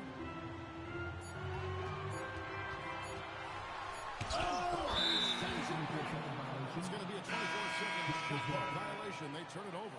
And Toronto making a change. Mamu Kelishvili is checked in. Raptors trail by 14. Now here's Barnes. He's got 10. Pass to Murray Boyle. Barnes sets a screen for Graham. The Raptors need to get a shot off. Here's Dick. Misses for three. Hornets leading by 14. Now here's White. Back to Bridges. Charlotte moving the ball around. Miller, no luck. That's a shot he's got to hit. You don't get many looks better from that range. Pass to Murray Boyle. And again, Toronto, no luck. I'm sure he expected to be that wide open, and yet somehow comes away empty. There's Williams with the three. The time for the ball. And out of bounds as Toronto gains possession. And how about we check the numbers for Kobe White? And guys, how about the surge of offense he's experiencing right now? These last 5 games, he's been a machine at the offensive end. A different score than he had been earlier in the season. We'll find out if he can keep it going here tonight.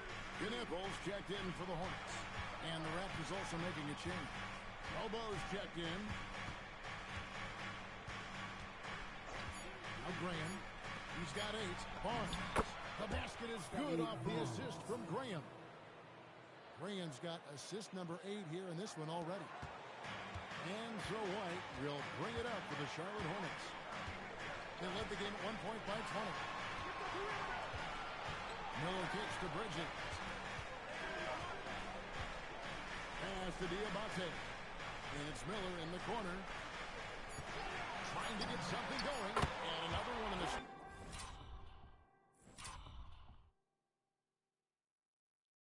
He's 7 of 10 from the field. No doubt about the consistency when it comes to scoring the basketball for him tonight. A real nice lift for their offense. For his age, Brandon Miller has an extremely polished offensive game. He does, Kevin. You can count on him to carry an offense if need be for a 6-8 minute stretch. He's got size, he's got skill, and he's a willing participant offensively. Pass to Bridges.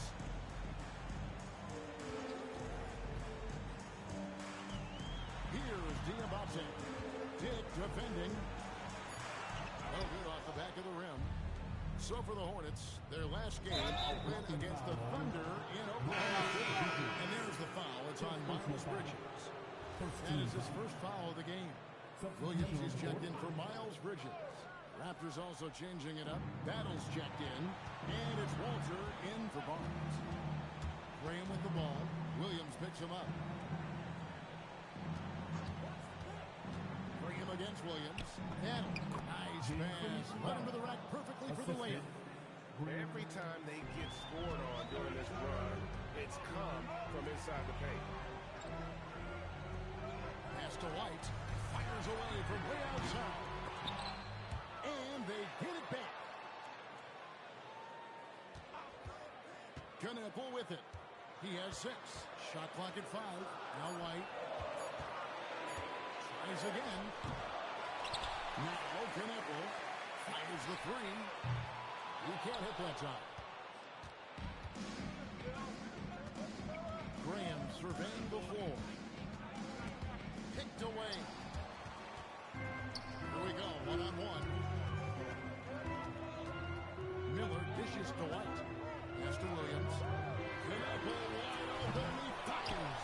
And he takes that one up and powers it through. It'd be nice if everybody took as much pride in his rebounding as he does. You know what? But he loves that part of the game, and it shows. Well, but his defenders keep forgetting to box him out. He continues to just make them pay. Bring him against White. Miller outside. Down low. Here's Diabate. And you can put Miller on either side of that pick and roll action. He has a terrific IQ. Raptors trail by 14. Graham, the pass to Dick. Back to Graham. Takes the three. Yes, it is. Or that is a bucket. Number 5 on a 5-for-11 night. 2 trays now in the second quarter after he hit one in the first. And White kicks to Miller. To the wing right side. Outside Williams. Charlotte moving it around. To the inside. Here's Diabate. That's good. It's Miller with the assist. Miller's got his 4th assist with that last one here tonight. Toronto's gone for the three-pointers 7 times here in the second and been successful 3 times. Bring him against White. Pass to Battle. Fires from deep. Hornets with the rebound. Diabate's got 7 rebounds in the game. And they've got a big lead, not just on the scoreboard, but really in the rebounding numbers as well. White goes in. He scores the basket. That's field goal number 3 for him. Yeah, that was the 3rd straight high percentage look the defense has allowed. The defenders have got to start putting bodies on bodies. It's Dick on the wing. Back to Graham.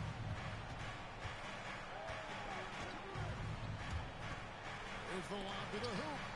It's stolen by White. 50 seconds left to play in the first half.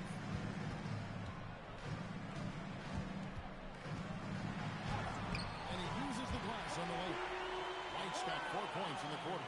They should continue to get the ball inside. The defense struggling to contain them. Graham with the ball. Williams gets him up. Shooting foul as the whistle blows. He'll shoot 2 free throws. The Raptors have converted 1 of 2 free throws so far today.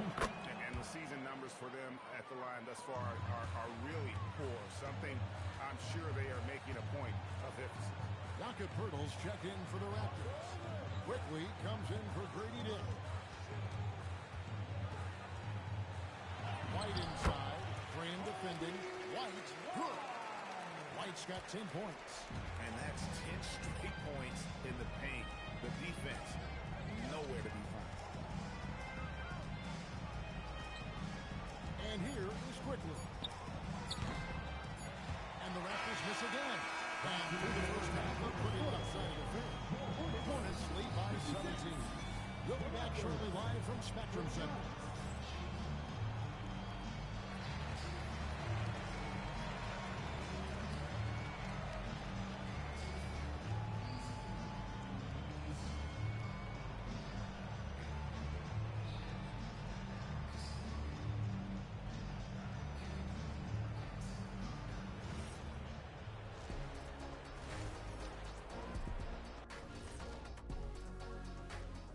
Hello, folks. Still a ways off from All-Star Weekend, but let's first check in on who's in the running for this year's three-point contest.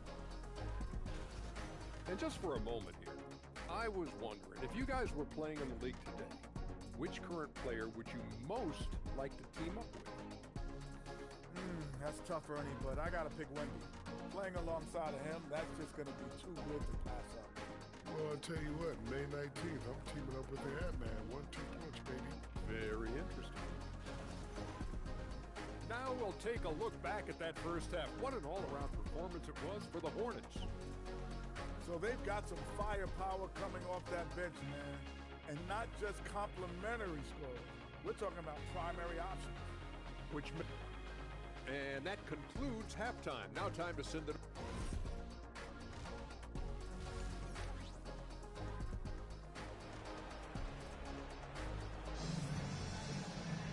Well, we've got a second half of basketball for you. We think it's going to be pretty good. A big comeback, though, is needed for this game to be competitive, and it probably has to happen quickly. You look at Cool Hands in this game, he's been everywhere. And if he can keep first half. He's going to be more than a handful. What I love is they've continued to feed this guy, ride the hot hand until the defense does something about it. White is out there with Brandon Miller. Then it's Knipple. Then it's Bridges. So that's a move out there for Charlotte. An efficient score. Kobe White effective with or great without the ball in his hand. And that's a rare quality. A guard who can break you down off the bounce, but also willing to give it up and then zip to an open spot. It just makes him so difficult to defend. And now let's send it over to our courtside reporter, Allie LaForce. Thanks a lot. Many have predicted an all-star future for Brandon Miller. He said, I don't really read anything like that. I just focus on what I can do today. It's all about the work. That's the only way to get better. I just came in with the mindset of making my team better and being a winning player. Back to you. All right, Allie, thanks a lot. And that one, good. 8 points for Knipple. And defensively, guys, they've been unable to shut down the middle. To the paint. Here's Barnes. The basket is good off the assist from Graham. At his position, Scotty Barnes going to set a lot of screens. You have to understand how to roll and get open. He does exactly that. Pass to Miller.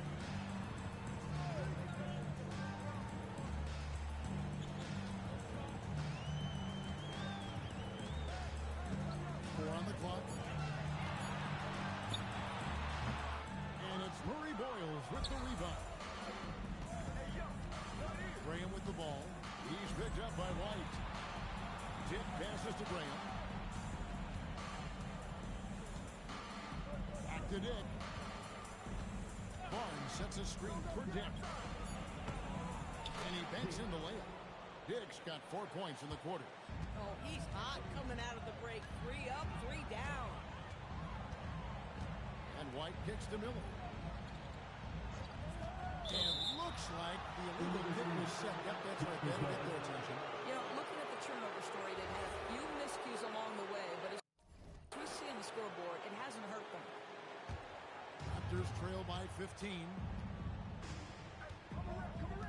Graham finds Dick. And there's the call. It's going to be an illegal screen.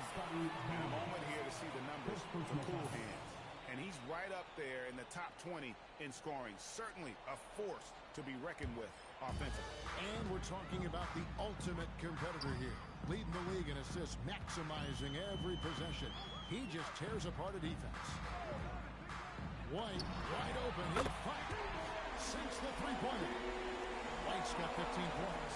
And right now, White, red hot. Just everything he puts up seems to go in. Graham dishes to Barnes.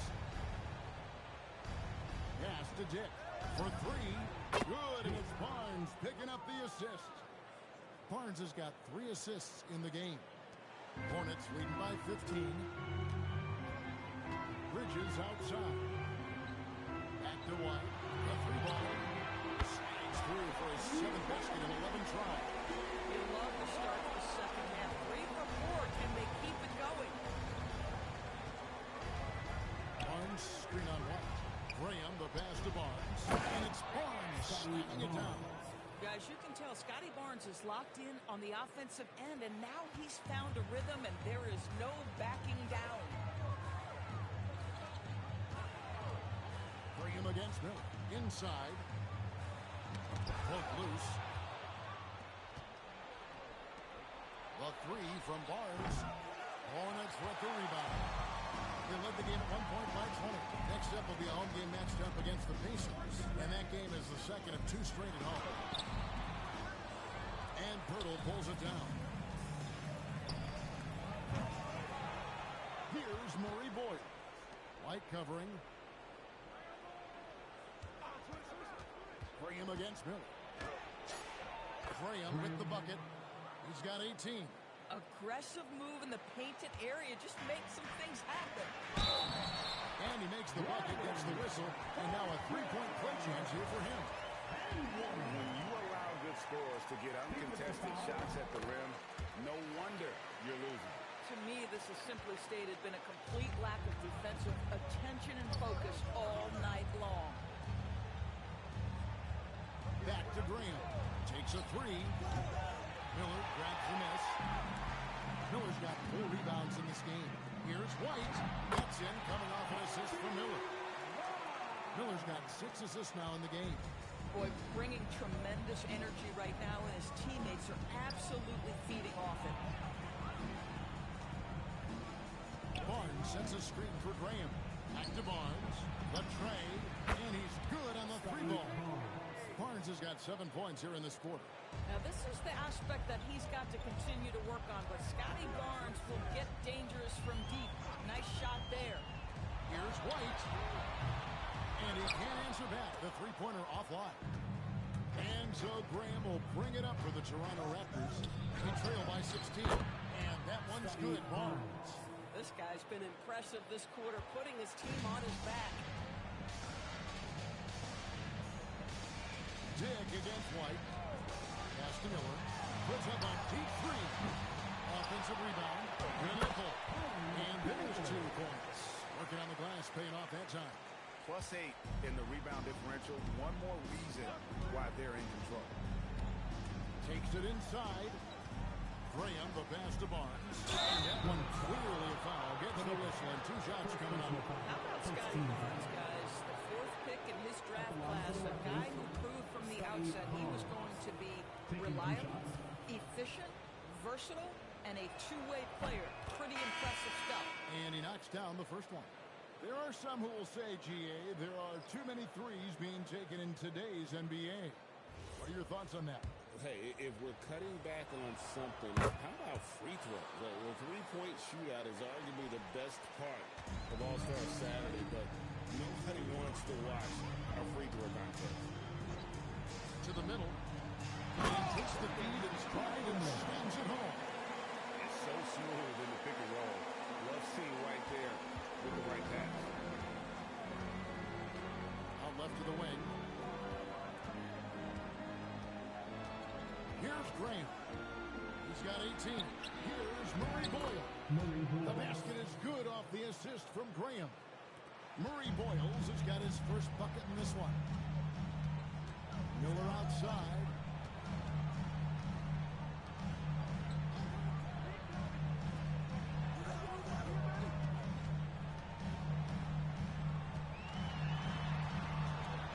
Outside, White. Back to Miller. Lets it go from and sends it back. And there's the shot clock violation. Couldn't get the shot off in time. And that kind of stifling effort on defense needs another look.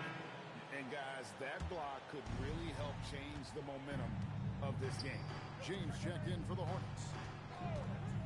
Graham with the ball. Bridges covering. And another assist. The chemistry he has with his guys is impressive. Keeping his head on a swivel, actively seeking out his teammate. Back to James. Now Knebel. He's got 10. James with the bucket. When you're trying to claw your way back into a game, you cannot allow second chance opportunities. Well, how about the effort on the glass? Even with this lead, I love that they're still going after it. Back to Graham. Launches a 3. The 3. Down low. Here's quickly. The shot misses. Good D by Miller. Hornets leading by 13. Pass to Bridges. And stolen by Barnes. Here's Mobo. Takes it up with both hands and rips it down. Always looking for an outlet. You see quickly keeping his head on a swivel there. Now here's Bridges. Guarded closely.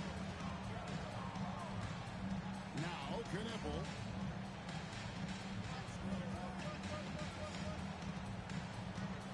Lets it go. It's rebounded by Scotty Barnes. Oh, the analytics department is smiling after that one.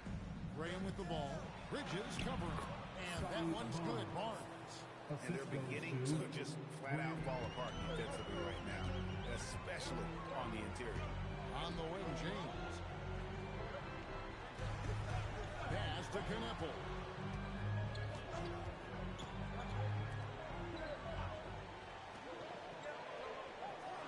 is outside.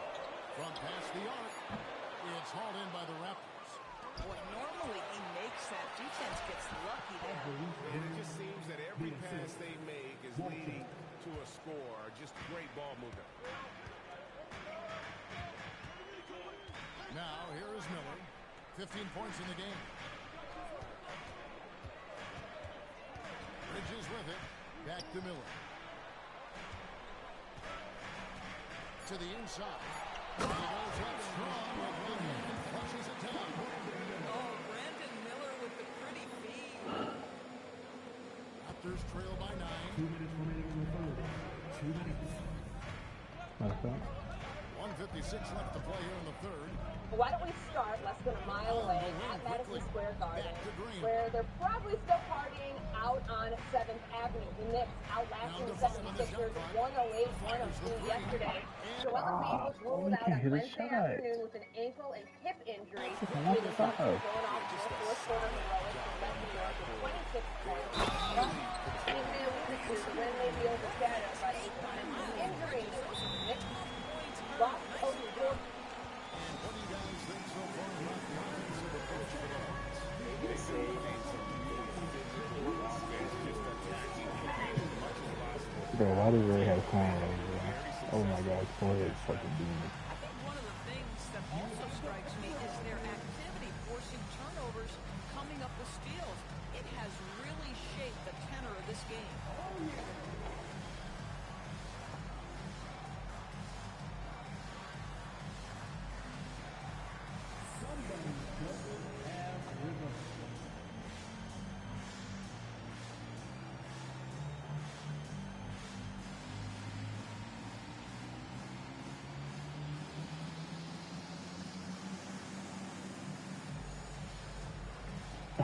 God, I wish we can get Drew Holiday. I don't think Drew Holiday is gonna leave yet. I think him and Dame is a good backcourt. With Benny, Clingan, and Kamara. Oh my God, that lineup is disgusting. Bro, Dame, Drew, Benny, Kamara, and Clingan. You got Jeremy Grant coming off the bench. You got Robert Williams coming off the bench if he resigns. I think if Jeremy Grant the talent, the strength, the athleticism is all there for Miles Bridges. This guy can put up monster numbers on the offensive end. Graham kicks to quickly. And here is Graham, who's got 20. Hornets with the rebound. Diabate's got rebound number 8 now on the night. Here's McNeely. Misses the layup. Raptors trail by 11.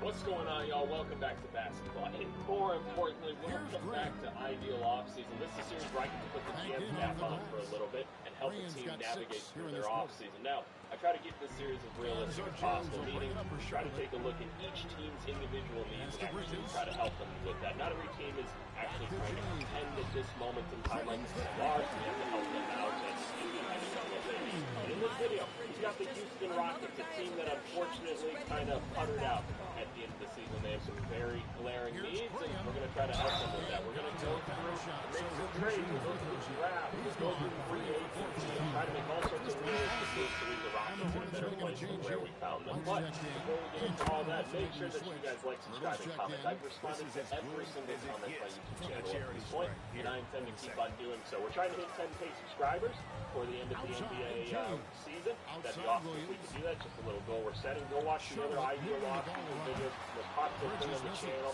as well as Make This the NBA. Go watch those. They're great. It's nice little scouting reports on all the players coming into the league.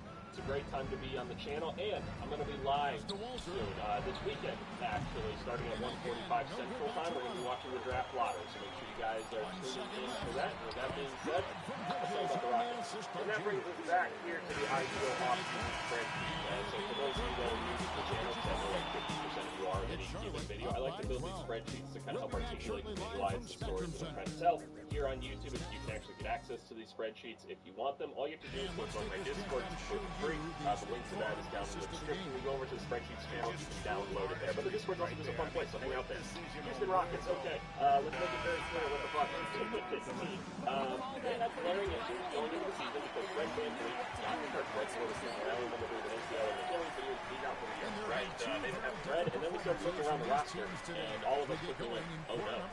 They don't really have anyone else that can, like, competently, like, handle the rock. Like, they'll be twisted, like, Katie can handle the rock a little bit, like, Ben Thompson can handle the rock a little bit, but it's not anything that you want in the playoff situation. They got into the playoffs, and yes, that happened. Basically, their half-court offense was just a disaster. They also have no, like, outside shooting on the team. Shout out Reed Shepard, shout out DeMar Smith at times, and obviously shout out Durant, but a lot of non-shooting on the team, a lack of ball handling. There were some pretty glaring holes with this team, so despite some of their best defensive efforts, it kind of sucked. They also lost Steven Adams earlier in the season as well, and he was huge for them. They were winning so many games early in the year just off of pure offensive rebounding because Shengun, Adams, and Capella were all getting like a fuck ton of rebounds every single game, a lot of them offensive, and that just gave them all the second chance points that they needed in order to win basketball games. So we've got glaring things we need to do, right? We need to address the shooting issue, and we need to address the ball handling issue. Now, part of it fixes itself with Fred VanVleet coming back, but you know, we're gonna have to do a little bit more than that in my mind because one, we'll talk about it. We'll talk about it. But first, I'm gonna go and break down kind of the roster, what we currently have. Right, there's some like free agents and stuff, and we'll touch on that later in the video. Then I'll go over the cap space, and we'll talk about the assets that we have to make some moves, so on and so forth. So let's start off here. Now, ABC, what are these numbers right here? Oh, I'm so glad you asked, little Timmy. And also your fly is down. So I was about to say, how do you not lose that? It's early in the morning, leave me alone. But basically, these are EPM numbers that stand estimated plus minus. Basically, it's advanced statistics that we have to tell you how good somebody's at offense, defense, and overall basketball player. I normalize them so we compare them, so we can compare those numbers against everyone else in the NBA. Don't let you God stats, there's no perfect stat, right? Taking from the guy that owns the stats company. It's just kind of here to help us visualize some things, right? Okay, let's talk about the team. Kevin Durant. Really, the only thing you have to talk about Kevin Durant is potentially off the court. We don't know for sure, but he might think his teammates are idiots, and he might be correct. That's all we know is that he put up some tweets, maybe off a burner account again, where he's like, God damn, my teammates are so fucking stupid. Something like that. And then all those edits of like Shengun tripping over. Who the hell was it? Was it like Aaron Holiday or something like that? Or Josh Okogie, maybe, but I don't exactly remember, but it was really funny, whatever it was. Kevin Durant, phenomenal basketball player. I don't need to tell you that. Still efficient from literally everywhere on the basketball court. Still confident defensively, yada, yada, yada. One of those goals in Kevin Durant's game, you're wasting your fucking time. Alfred Shengun is an interesting one. This is a very interesting one. So offensively, he's a gifted player. Yes, he moves kind of weird, but he's kind of athletic for like how he moves. Like really, really good around the rim. Not good footwork. I guess so lucky. So that just ripped my way. Not lucky. Maybe a bit overrated. I mean, what is he, or something like that? Like maybe just the basketball player. Physical. Nice looking around the rim, but can't really contribute much from the outside. Sometimes it's operating area. He's a bit annoying. He falls into what Joel Embiid does sometimes, where he's like, okay, I'm just operating from like inside the paint, kind of clogging everything up, and then trying to make something happen. Now that he has to force a lot of things in the playoffs with KD out. Yes, and so I hope that's not just like the lasting image forever, but that's the thing. Defensively, he's not that great, right? He's going to be physical with you. He's not really a rim defender, and honestly, like some of his lateral quickness, I think, hurts him at times too. I don't think he's great in the drop coverages or even just like the roll coverages in general always. So you have a big man that's not great defensively. I don't think he's like horrible, but I don't think it's good either. So I think it's kind of a weird fit, and I'm not opposed to moving a Shengun in this video. I know, young budding player, but if I can get another young budding player, I might just do that. Fred VanVleet, obviously no stats here, but I gave the player option. I assume he's going to accept that. Hopefully he'll be healthy this season, right? That's something that we desperately want for him. I'm marking him as a potential trade person. Maybe, I don't know. I don't actually know who would want Fred VanVleet overall. Because he purchased last year. It is an expiring deal, so maybe there's something there, but I also don't feel the need to trade him. And now, I'm going to be exploring other people to be the primary ball handler in this video, right? And probably I just kind of go into this and willy-nilly and I don't think about it too much, right? But I thought about this in the shower beforehand. I was like, I'm not sure Fred VanVleet is exactly what this team needs. He's capable with the basketball, yes, and that helps, but still I'm not sure the playmaker that we need this team to be, and he's not necessarily helping us from the outside in terms of shooting. That's not a guarantee with Fred VanVleet either. Like, I need someone that's getting to the rim and creating openings for some of these other players, and I don't know if that's Fred. So something to watch out for there. And Jabari Smith, highs and lows with Jabari Smith, right? Like, I like I like his contribution level for the most part. I think his contract is pretty in line with the level of production that you get. When you get a solid outside shooter, good defensive contributor, again, he gets asked to do a little bit more than he's probably capable of doing in terms of creation. At times, sometimes it doesn't look bad, though, so I don't know. I don't feel the need to move Jabari, but it's something to note. So Dorian Finney-Smith, the guy that we hoped would be a 3-and-0 for us this year, he was hurt for most of the season. It sucked, right? When he played, it wasn't very good this year, which the injuries, right? Injuries sucked, so we're giving him a little bit of slack, but also, like, might not trade him, I guess we'll see. Steven Adams, awesome contributor, right? Offensively, he's not going to do much unless he's right around the rim. He's a good passer at times, too. What he really does is brings a lot of defensive pressure on people, gets a fuck ton of rebounds, gets a lot of people open because of the screens he's setting. Hopefully he's healthy and coming back, because I like to force that. Amen Thompson. Yes, we all know Amen Thompson can't shoot. He can pretty much do everything else. Like, the ball handling and stuff, I actually think is pretty damn solid for the most part. And the playmaking, like, nothing wrong. Like, the playmaking is get better. I think big part of the reason why you don't get to see him take more advantage of it is because he's such a non-shooter, right? But in terms of like finishing at the rim, defense, like this guy's awesome. He's still young in his career, so we're still on a rookie contract with this guy, so I think he's only going to get better and better and better. So this is definitely a guy we want on the team going forward. He's awesome. Reed Shepherd, shot the ball really, really well start season, then kind of dipped off a little bit, and then it got back up again. Where did Reed Shepherd finish this season in terms of three-point shooting? I feel like that's important for me to know. I want to say 39% is my guess. Can I get a Reed Shepherd three-point Shepherd? 39.4.